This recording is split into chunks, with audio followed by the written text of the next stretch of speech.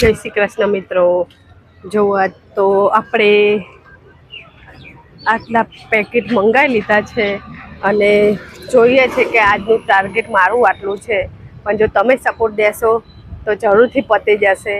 એટલે તમે જરૂરથી મને સપોર્ટ કરજો અને જોઈએ આજે આપણું આ ટાર્ગેટ પૂરું થાય છે કે પછી નથી થતું એ કાલે નહીં તો રાત્રે હું તમને બ્લોગમાં કહીશ।